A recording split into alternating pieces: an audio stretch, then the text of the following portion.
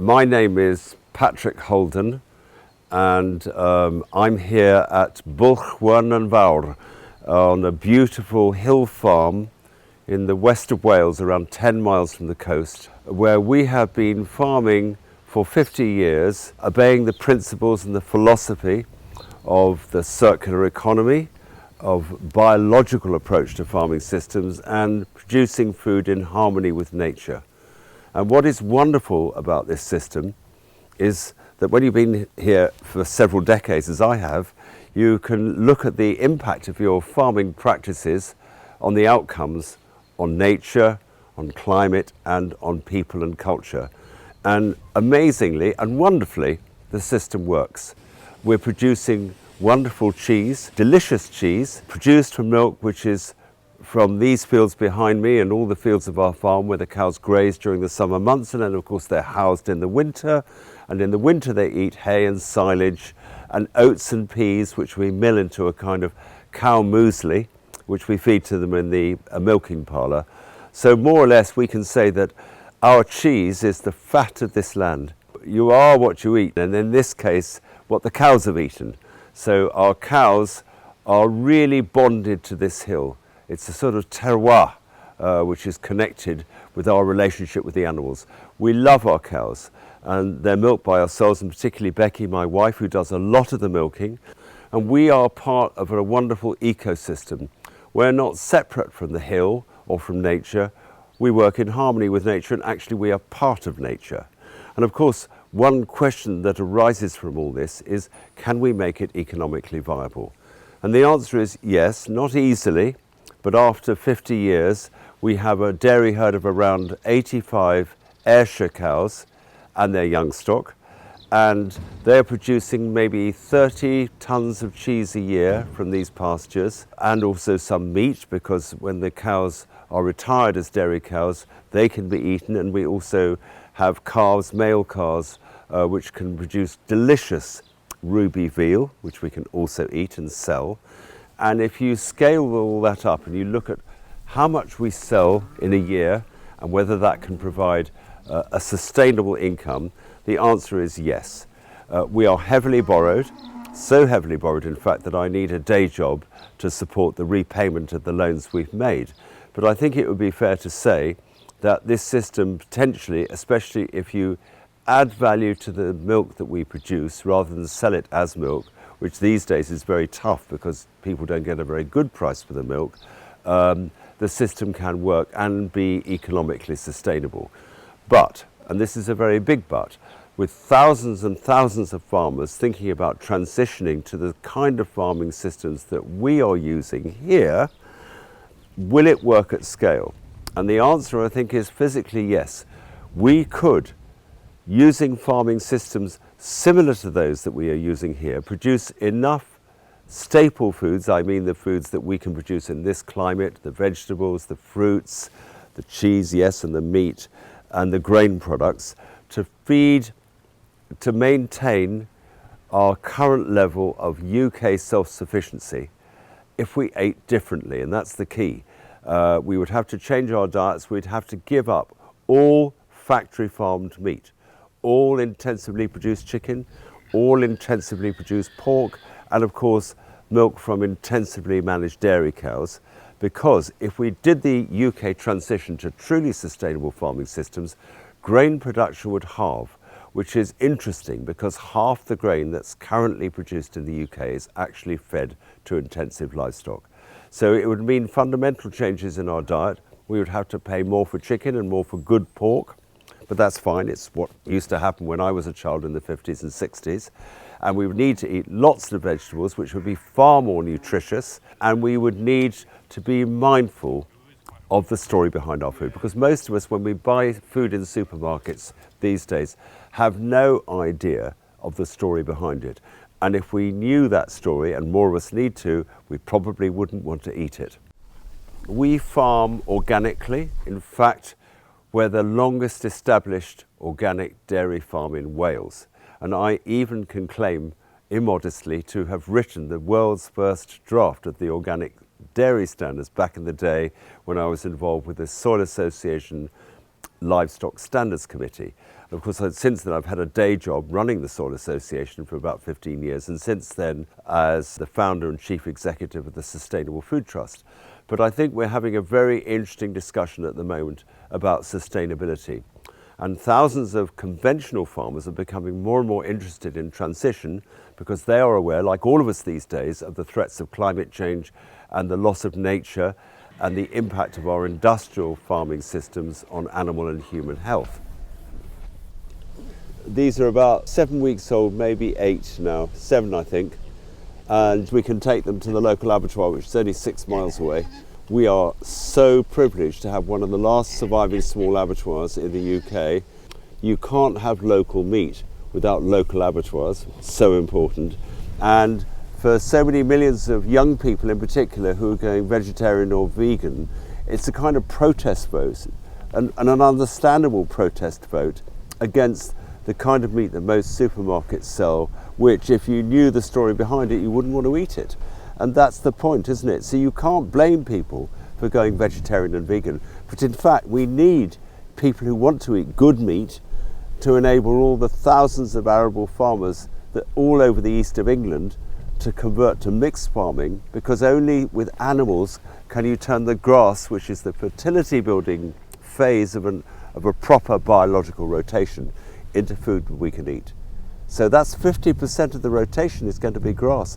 We should be, or are in fact, a grass-fed nation, and we can't eat grass, but animals can, particularly cows and sheep. So we need to think about that in our future food choices. How many are there? There are 90 odd cows and we're milking about 75, 80 at any one time. I love milking. I spend more time with these cows than I do anyone else. I like this twice daily appointment. Again, it's like cycles, isn't it? In a cycle of a day, we know that twice a day we're going to spend a couple of hours with the cows in here. I haven't left the farm overnight for years. I do a day return to places, but I'm always back here. But that's because Patrick's away so much, so somebody has to hold the reins. Are any of your kids into it? Not so much milking. They like other parts of the farm. One of them looks after the pigs. But I think when they're this age, that morning is brutal, isn't it? And one of them did say there must be easier ways to lose money. But maybe one day, they're still young, so they've got to go off and realise that actually this is good. This is a good life. I mean, talking to Jen, I think our cheddar is probably the most traditionally made cheddar in the world. I don't read new farming books or new cheese making reports. I use the old books.